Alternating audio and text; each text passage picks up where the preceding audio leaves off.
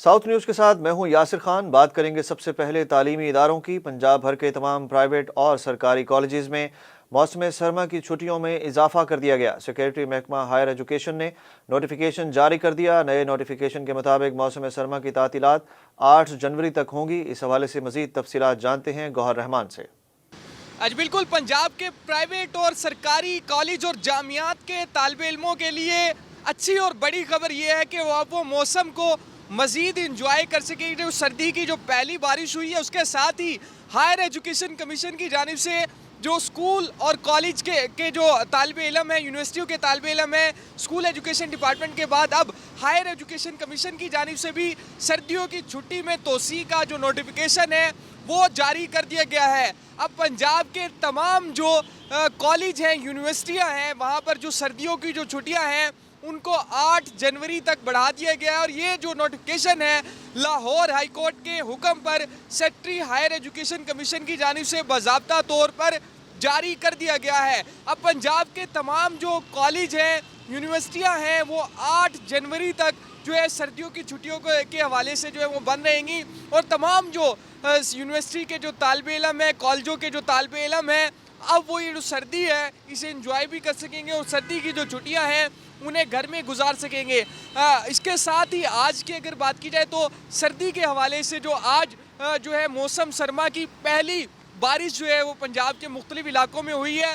تو اب جو طالب علم ہیں انہیں بارش کے دوران جو ہے کالج اور یونیورسٹی آنے کی ضرورت نہیں ہے، کیونکہ ہائر ایجوکیشن کمیشن کی جانب سے ایک دفعہ پھر سے 8 جنوری تک سردیوں کی جو چھٹیاں ہیں ان میں اضافہ کر دیا گیا اور اس کا نوٹیفیکیشن باضابطہ طور پر جاری کر دیا گیا ہے۔ ڈی پی او لودھرا محمد کاشف اسلم کا پولیس ملازمین کے بچوں کا تعلیمی میدان میں نمایاں پوزیشن حاصل کرنے پر احسن اقدام۔ نمایاں کارکردگی کے حامل بچوں کے اعزاز میں تقریب منعقد کر کے انہیں انعامات سے نوازا گیا۔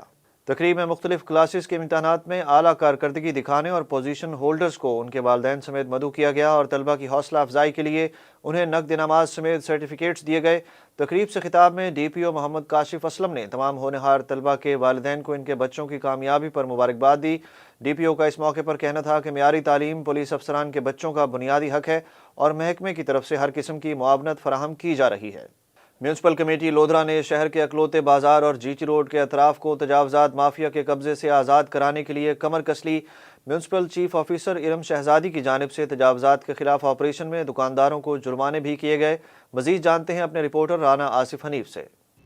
جی بالکل، میونسپل انتظامیہ لودھرا نے شہر کو صاف کرنے کی ٹھان لی ہے۔ تجاوزات مافیا کے خلاف کارروائی زوروں پر ہے۔ چیف میونسپل آفیسر لودھرا محترمہ ارم شہزادی اپنے پورے اسٹاف کے ساتھ مین بازار، stadium road, G T road, Jalalpur موڑ، ان تمام چوراہوں پر خود فعال نظر آ رہی ہیں۔ تجاوزات مافیا کے خلاف کارروائی ہو رہی ہے۔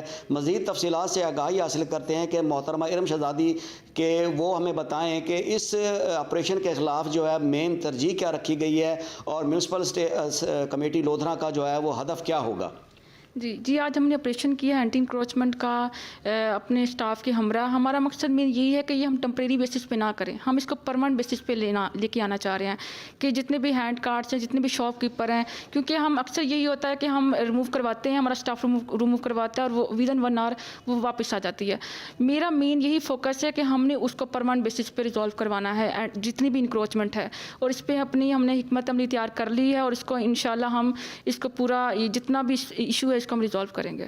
یہ بتائیے گا جی، یہ تجاوزات بڑھانے میں لودھرا کے جو بڑے دکاندار ہیں، چاہے وہ بازار کے اندر ہیں یا جی ٹی روڈ پر ہیں، وہ بڑے اس پر فعال ہیں۔ وہ اکثر لوگوں کو جگہ کرائے پر دے دیتے ہیں، غیر قانونی بھتے لیتے ہیں، پھر انہیں آگے بٹھا لیتے ہیں، سڑکوں کی کشادگی کو ختم کرتے ہیں۔ اس پر آپ کیا ایکشن لے رہی ہیں؟ جی مین بازار میں تو جو ہماری انکروچمنٹ ٹیم ہے وہ موجود ہوتی ہے، وہ ڈیلی بیس پہ ریموو کروا رہی ہوتی ہے، لیکن آج میں نے خود ٹیم کے ساتھ جا کے جتنے بھی مین روڈ پہ شاپ کیپرز ہیں، ٹھیک ہے، ان کو ہم نے ہدایت کی ہے، جرمانے کیے ہیں، ان کا ہم نے سامان کو قبضے میں لیا ہے، کیونکہ انہوں نے فٹ پاتھ پہ انکروچ کیا ہوا تھا ایریا، اور ہماری حکمت عملی بھی یہی ہے کہ وہ جو فٹ پاتھ کا ایریا اس کو انکروچ نہ کریں، اور اس کو ہم پرماننٹ بیسس پہ اس ایشو کو حل کریں گے۔